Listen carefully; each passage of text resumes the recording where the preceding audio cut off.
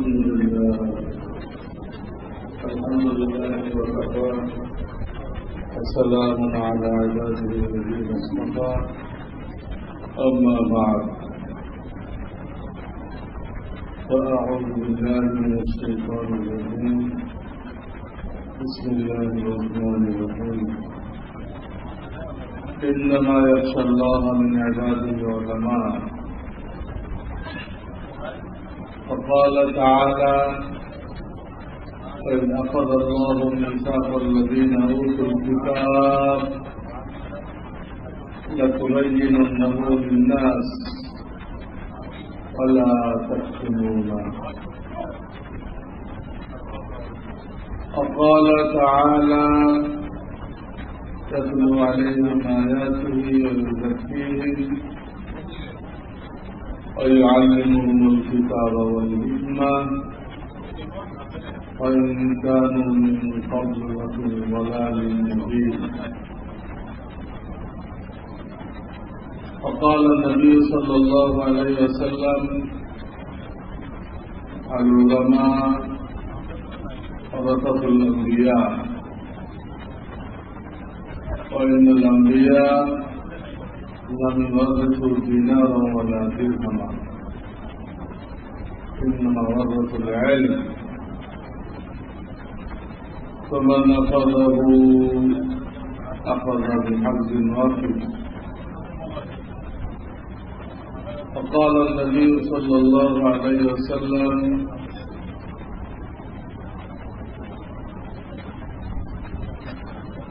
كلكم راع وكلكم مسؤول عن رعيته. وفي حديث البخاري حينما رأى معاوية رضي الله تعالى عنه شيئا منكرا في سوق المدينة فصعد على المنبر فقال أين علماؤكم وكيف يباع هذا الشيء الحرام في مدينة الرسول؟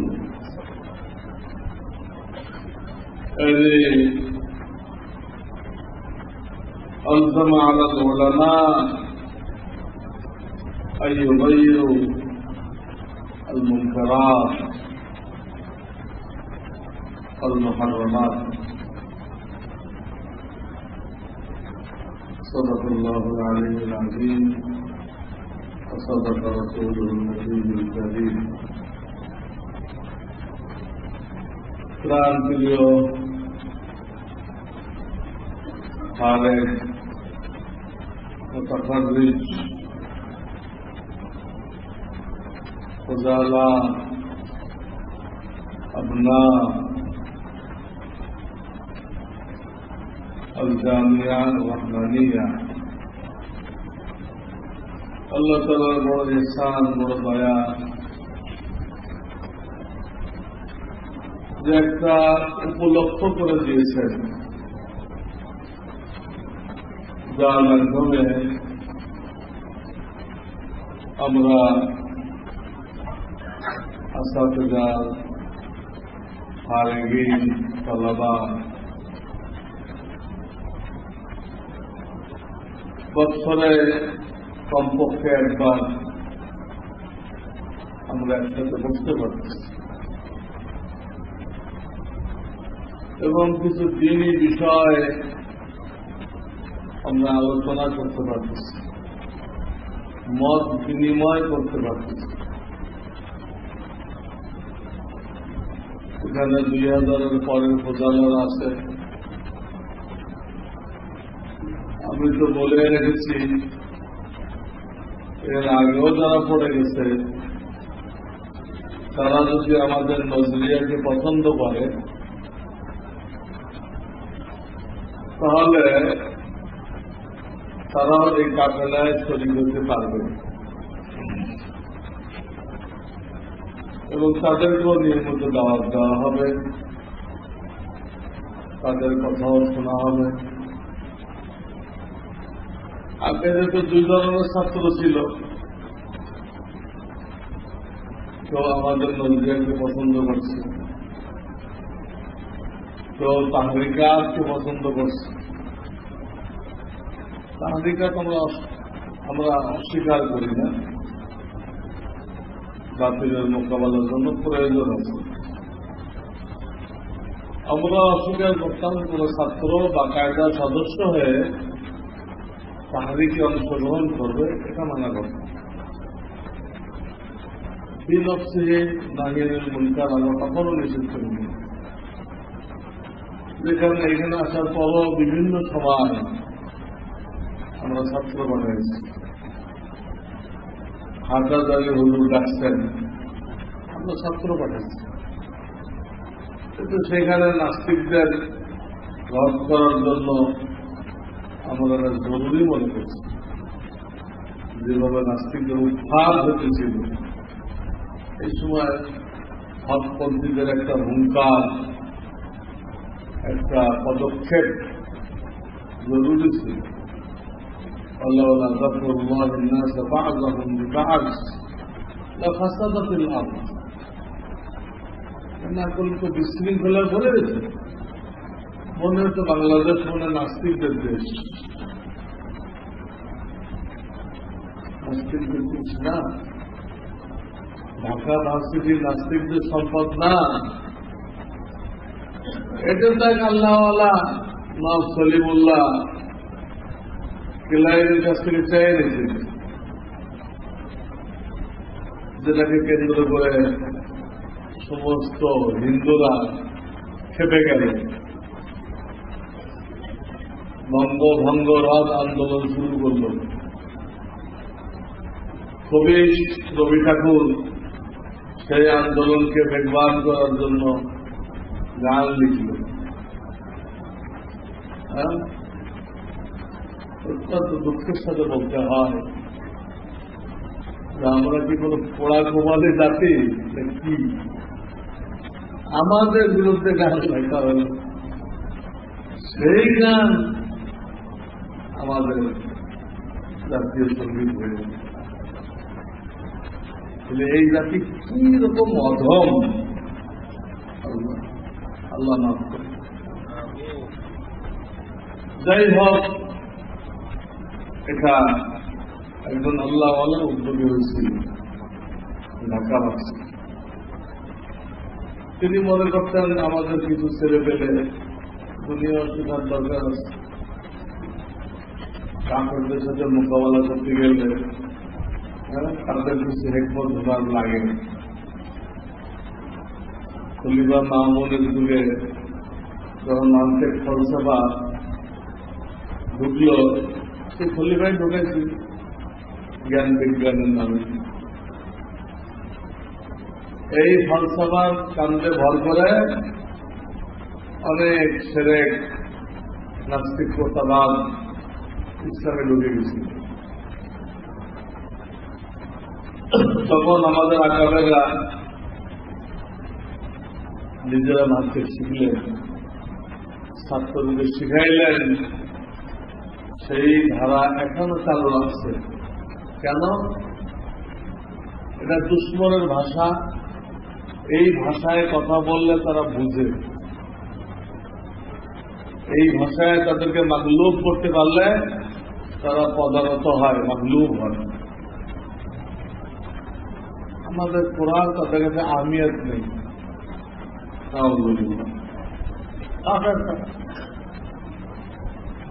তো মানতে কোন কোরআন হাদিস না, এটা লওহে মাহফুজ থেকে আল্লাহ নাযিল করেন। এরপরও এটা শেখা হয়েছে, শেখা হইতেছে। কেন? ইসলামের দুশ্মনরা এই ভাষাটা বুঝবে, এই ভাষা বুঝবে। সেই ভাষা দিয়ে ওদের দাঁত ভাঙ্গা জবাব দেওয়ার জন্য করা হয়েছে, শেখানো হয়েছে। ইসলামে কোনো হরতাল নেই, এতে মানুষের এখতিয়ার নষ্ট হয়। কিন্তু হরতাল দুশ্মনদের ভাষা, এই ভাষায় বললে দুশ্মনরা বুঝে। এই জন্য পশ্চিম পাকিস্তানে মুফতি শফি রহমাতুল্লাহ আলাই, হযরতুল আল্লাম মুহাদ্দিসুল আসর মাওলানা ইউসুফ বিন নূরি রাহিমাহুল্লাহ, ওনারা একদম সম্মেলন ডাকছিলেন, কয়েক লাখ লোক আসছে, ফটোগ্রাফাররা আগে আসছে, শরীর বয়ান করতেছে, বিন্দুরি সব লাভ দিয়ে উঠছে, মাইক উঠছে, একটা কথা জিজ্ঞেস করছে, কালকে আমাদের ছবি আসবে, এটা চান? বিশাল ছবি আসবে পত্রিকায়, না কাদিয়ানীদের অমুসলিম ঘোষণা করা হবে, এটা চান? কোনটা চান বলেন? লক্ষ লক্ষ জনতা বলল কাদিয়ানীদের অমুসলিম ঘোষণা করা চাই, ছবি আসার দরকার নেই। তো বিন্দুর সাহেব বললেন তাহলে কোন বয়ানের দরকার নেই, কোন বয়ানের দরকার নেই, ক্যামেরাম্যান ভাইরা কোনো ছবি নেবেন না, কোনো বয়ান হবে না। আমি ঘোষণা করতেছি আগামীকাল থেকে 3 দিন হরতাল, 3 দিন কি দাবিতে? সংসদে কাদিয়ানীদেরকে অমুসলিম ঘোষণা করতে হবে। পাকিস্তান অচল হয়ে গেল। লম্বা কিস্সায় যাব না, কিন্তু সংসদ বাধ্য হল কাদিয়ানীদেরকে অমুসলিম ঘোষণা করতে।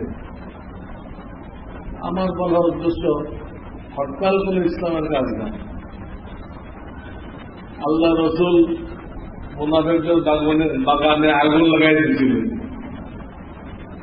খেজুর গাছ কাটিয়ে দিয়েছিলেন। কারণ বাগানে আগুন দেওয়ার, খেজুর গাছ কাটিয়ে সাফ করা, এটা কোন দিনই কাজ না। কিন্তু এমন একটা ভাষা, এটা কাফেররা বুঝে। এই জন্য ওদের বোঝানোর জন্য এই ভাষাটা অবলম্বন করছিল। কাফেররা যখন যে ভাষা বুঝে, তো ওটা যত দিন না, কিন্তু ওদের বোঝানোর জন্য সাময়িকভাবে অবলম্বন করতে হয়, অবলম্বন করতে। গণতন্ত্র কুপুরিতন্ত্র, আমাদের একেবারে এখানে গেছেন, ইসলাম মনে করে যান নাই। আপনি যদি বলেন নাই তবে ইসলামী হুকুমত কায়েম করতে আসছে, তিনি বলছেন আমরা গণতন্ত্র করে ইমানের ক্ষতি করছি, আমলের ক্ষতি করছি, আসো তওবা করুন। তওবা করে ইসলাম কি বলে ওই রাস্তায় আসে। ইসলামী হুকুমত বলেন নাই, তওবার কথা বলছিলেন, তওবার কথা বলছেন। সার কথা আমি এটা বোঝাতে চেষ্টা করতেছিলাম যে বাতিলের দেখার জন্য অস্থিভাবে কিছু করতে হলে এটা আমাদের রাস্তাতে দেখেন একমত,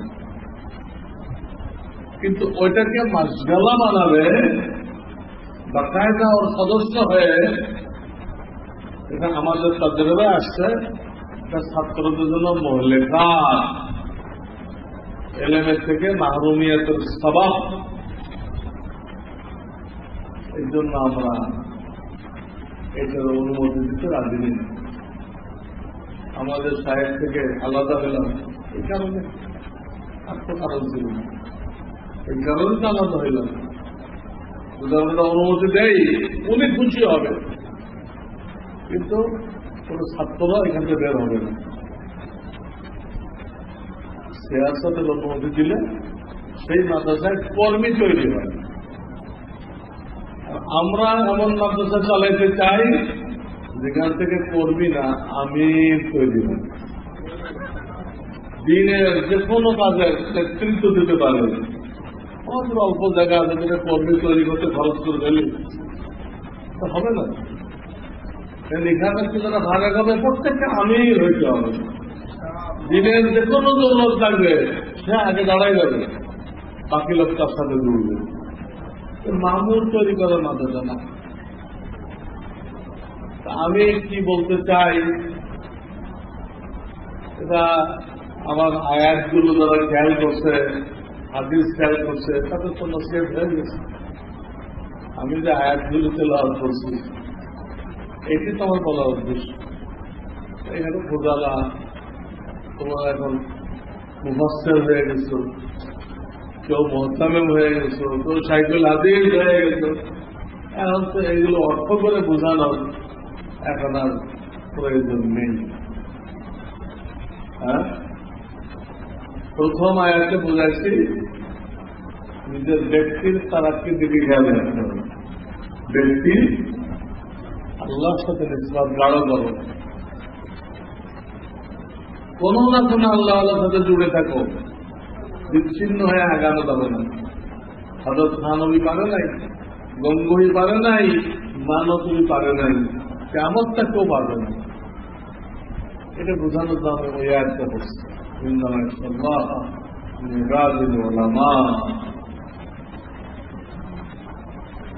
আর এক আয়াতে বলেছি তোমাদেরকে 4 কাজের ওয়ারিস বানানো হয়েছে। এবং নবীর ওয়ারিস মানে 4 কাজের ওয়ারিস: তাবলীগ, তাজকিয়া,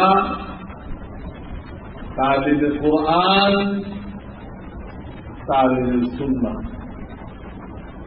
তালিমে সুন্নাহ মাদ্রাসায় মাশাআল্লাহ তালিমে কিতাব হইতেছে, মাদ্রাসায় তালিমে কিতাব হইতেছে, কিন্তু এইগুলো আলাদাভাবে করতে হবে। তাবলীগ আলাদাভাবে করতে হবে, তাজকিয়া আলাদাভাবে করতে হবে, তালিমে সুন্নাহ দাওয়াতুল হক আলাদাভাবে করতে হবে, আলাদাভাবে করতে হবে। এটা বোঝা যাবে। আর কাজ করছিলাম যদি আল্লাহ রাব্বুল আলামিন উলামায়ে কেরামকে নির্ভীক হতে বলেছেন, নির্ভীক, তারা কারো প্রভাব করে না। আমেরিকার শক্তি আর পিপিলিকার শক্তি তার কাছে এক সমান। আমেরিকার শক্তি আর পিপিলিকার শক্তি একটা আলেমের সামনে সমান। পুরা দুনিয়ার কুফার মুর্দা এই দর্শককে সামনে নিয়ে ওই যে পিছনে বসে আছে, ওনাকে সাইডে সাইডে সামনে নিয়ে আসে। আমার সাথে কারা আছে, আপনি তো সামনে আছেন।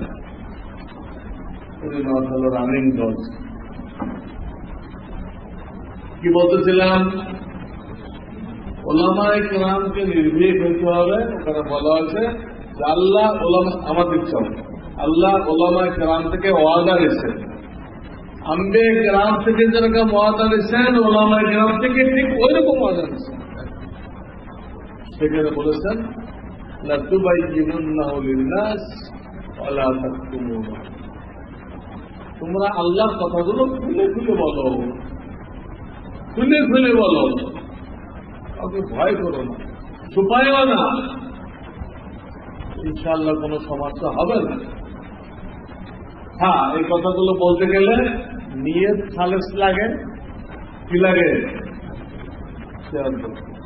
নিয়ত খালেস লাগে, আর দরদের সাথে বলতে হবে।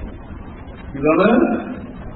কাউকে খোঁচা মারার জন্য না, কাউকে তাওহীন করার জন্য না, দরদে দিলের সাথে বলতে হবে। কথা যদি হক হয়, নিয়ত যদি হক হয়, তরিকা যদি হক হয়, 3টা হক একসাথে লাগে। কথা হক, নিয়ত হক, বলার তরিকা হক। তো মুফতির সাথে সব লিখছেন, ফিরকা হবে, সবার মাথা না। ফিরকা কখন হয়? অনেক সময় নিয়তের মধ্যে গড়বড়ি ছিল, সেগুলোকে ছুটে যায় না। আজকে জমাতে পানিশমেন্ট এই সব করতে হবে। বিচার দিচ্ছেন, একজন চাবি ছড়া হারিয়ে গেছে, আরেকজন পাইছে, তো পৌঁছানোর তরিকা আছে না ভাই, এই যে আপনি খুঁজতে দেন, এই রান পাইছে, সহি করি না। আর এলো কি করলো, ওর মাথায় মেরে দিল, চাবি বেতন দেয়, এই যাও চাবি। কোন তরিকা? চাবি দেওয়ার তরিকা সে খুঁজতেছে না, ঠিক আছে, তুমি না কোন তরিকায় দিলাম খেতাম, মাথা ভেঙে দেবে, আঘাত আসবে। ওলামায়ে কেরামকে হক কথা বলছে। আমি তো আমার জিন্দেগিতে, তোমরা মনে করতে হবে যে এখন আপনারা বুড়া হয়ে গেছেন, আপনার পরিচয় ফেলতে হবে না। না, তোমরা যে বয়সে, এই বয়সেও আমরা কথা বলছি, এই বয়সেও আমরা খতিবগিরি করছি এবং কথা বলছি। আলহামদুলিল্লাহ আমার জানা মতে আমি ক্ষেত্র হইতে দেখিনি, কোন ক্ষেত্র হইতে দেখিনি। এই জন্য বলতে হবে। এরপর যদি হয় সব ঠিক, তারপর হইল, এটা উসমান বলে শহীদ হওয়ার মতো। উনি অন্যায় করে শহীদ হয়েছিলেন, শাহাদাতকে ছোট লেখা ছিল। তাহলে কিছুটা কেসমতে থাকলে হবে, এই জন্য তুমি যাই না। এই নিজের ব্যাপারে ফিকে রাখতে হবে, আর 4 জিনিসের ওয়ারিস মনে করতে হবে। তখন হবে কি, নিজের বাড়ি নিয়ে চিন্তা করবে যে আমার বাপ মায়ের হালাত কি, বিবি বাচ্চার হালাত কি, এটা তার জেনে থাকবে। তারা আমাকে আলেম বানিয়েছে, তাদের কালেমা সই আছে কিনা, ফাতিহা সই আছে কিনা, খবর নেবে। খালি বাড়ি বেড়াইতে যাবে না, নিজের গ্রামবাসী মহল্লাবাসীর খবর নেবে, পরিবারের খবর, মহল্লাবাসীর খবর। যে এলাকায় কাজ করো ওখানে তালেব ইলমদের কি কি প্রয়োজন, তালিম তরবিয়ত পিছনে, ওই এলাকার মুসলমান ভাইদের কি প্রয়োজন, দিনই প্রয়োজন। নিজের জাতের ফিকির করা পারে, এটা সবচেয়ে মুকদ্দম, এর আগে নেই।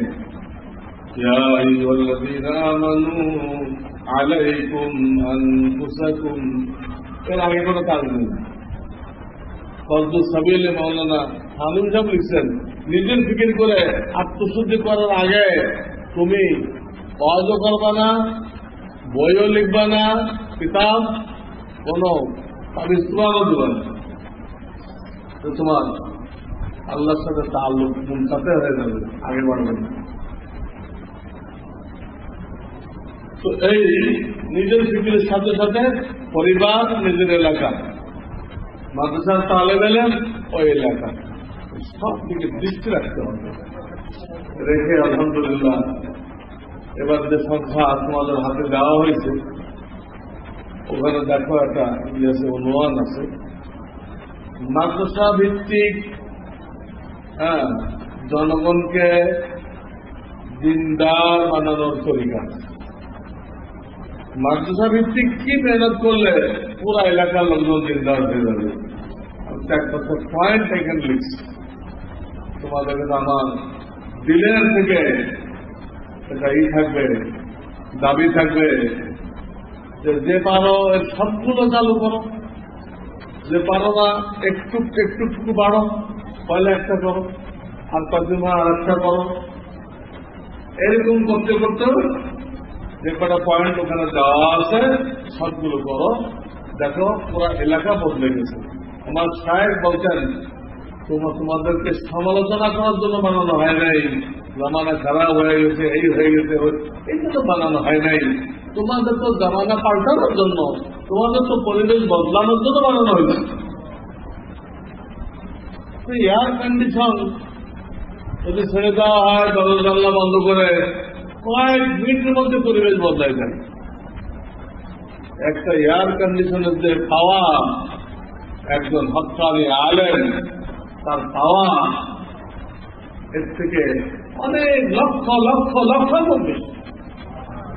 হ্যাঁ, সেটা আইসে না হয়, অলস না হয়, মেহনতি হয়, মেহনতি হয়, হওয়া উচিত, মেহনতি হওয়া উচিত। এখন আমরা কি করব,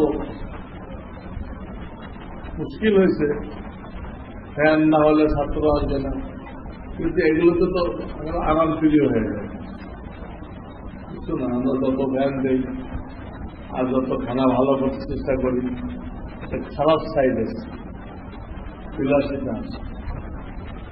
এজন্য কোনো কোনো মাস করে কি 2 বেলা নাই, এমন নাই যেটা দিয়ে ফতোয়া পাওয়ার সম্ভাবনা আছে উজু সহি হবে কিনা, কেন খাওয়া যাচ্ছে ফ্যান দিবে না। তাতে উদ্দেশ্য হলো তাহলে বললাম কোনো মুজাহাদা করে নেওয়া না, সিপাহী হয়। যুদ্ধ না লাগলে দেখবা সিপাহীদের অস্ত্র কান্দে করে দৌড়ানো হচ্ছে। এই পরিশ্রম যদি দাঁড়িয়ে না রাখে এরা, কাজে লাগবে, যুদ্ধ লাগবে, একটাও ঘুমিতে পারবে না। এই জন্য ডেলি কয়েক মাইল এই ভারী একটা অস্ত্র কান্দে দিয়ে দৌড়ানো হচ্ছে। ঠিক এরকম তাহলে বেতন যদি সৈনিক না হয়, দিনের মুজাহিদ না হয়, তো সে তো খালি ওই কোন রকম কিতাবটা পড়াই দিয়ে ঘুমাই থাকে, আর কোনো কাজ হবে না। কিন্তু আমাদের হায়াত বড় মুক্তাসার, বড় মুক্তাসার।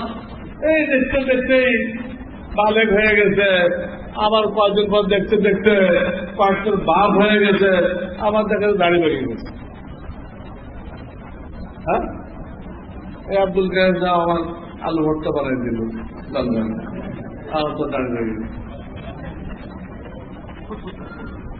আমি যে সকালে ঠান্ডা খাইতাম, হাতের আলু ভর্তা, এই আলু ভর্তার ম্যানেজার ছিল আব্দুল কাদের সাহেব।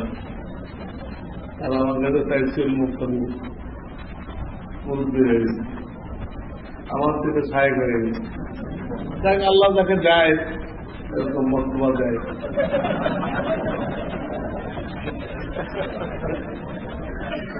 খারাপ কিছু না, আল্লাহর একটা নিয়ামত। সাদা গাড়ি দেখে একজন বলল, কি বলুন মাহা গাইয়া রব্বাল আলামিন, হাদা ওয়াকার, এটা তো ওয়াকার। কি বললেন? আল্লাহ জিদ বিল ওয়াকার, তো ওয়াকার হয়ে থাকে, ওয়াকার বাড়াই দাও, বাড়াই দাও। আল্লাহর নিয়ামত, এটা দিনের কাজের জন্য সহায়ক। তো এর আবেদন, এই সংখ্যার ওই লেখাটা তোমরা আল্লাহর রাস্তায় বাস্তবায়ন করতে চেষ্টা করো।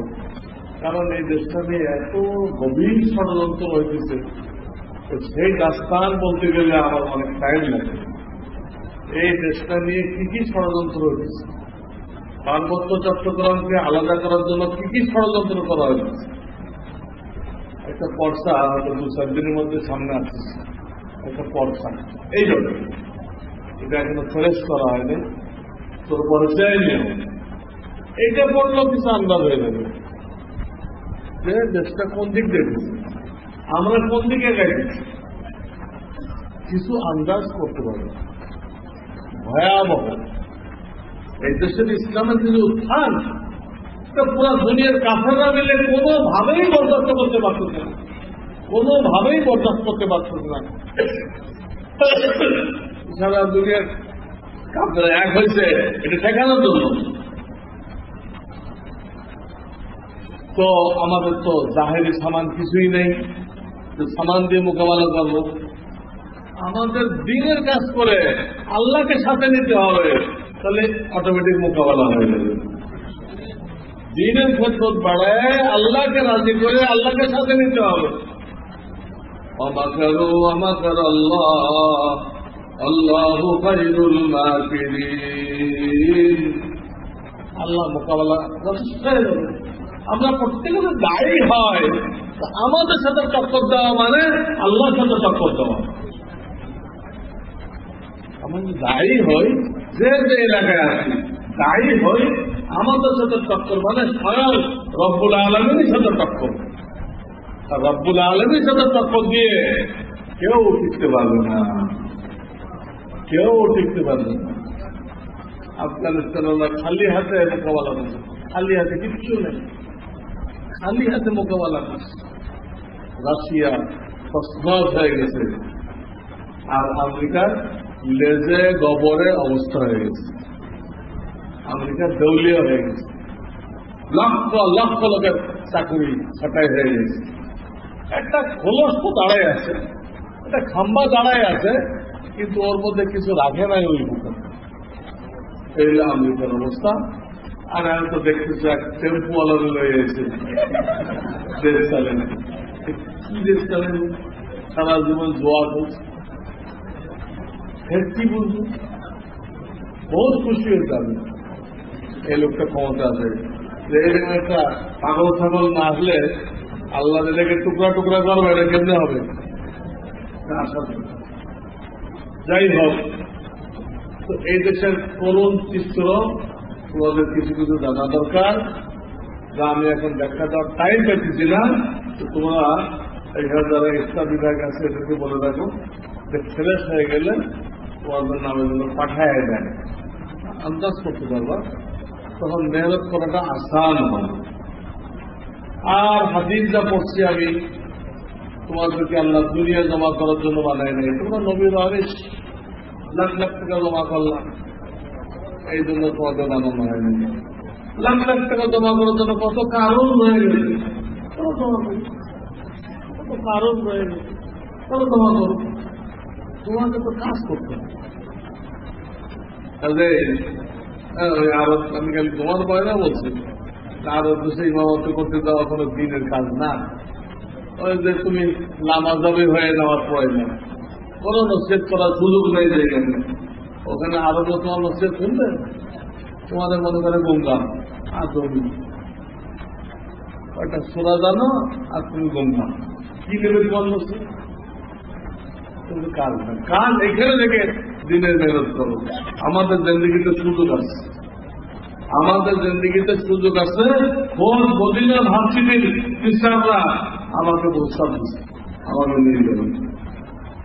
আমি মাওলানা হেদায়েতুল্লাহ সাহেব রাহমাতুল্লাহকে জিজ্ঞেস করছি, কিন্তু কি বলবো না, মদিনা যাওয়া তো ভালো দেবে, তাহলে কি ফায়দা আপনি মনে করেন? বললাম যে ওখানে গেলে অনেক রিয়াল, পজিটিভ রেকর্ড এগুলো আনা যায়, তাহলে কি ফায়দা হবে? মদিনায় গেলে টেপ রেকর্ড আনা যায়, তাহলে কি ফায়দা?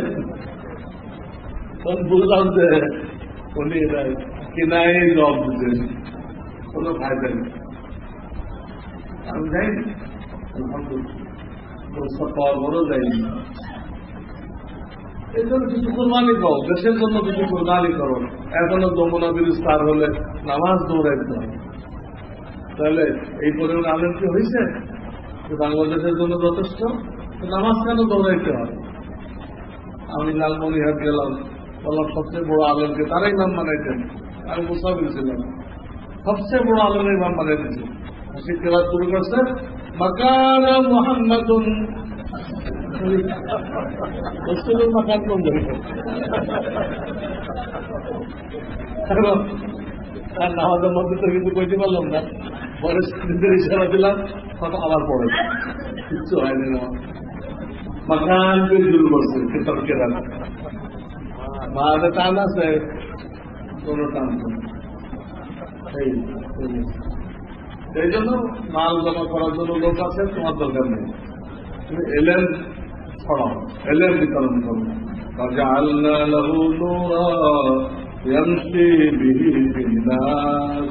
এই নূর নিয়ে মানুষের মধ্যে ছড়াইতে থাকো, ছড়াইতে থাকো, ছড়াইতে থাকো।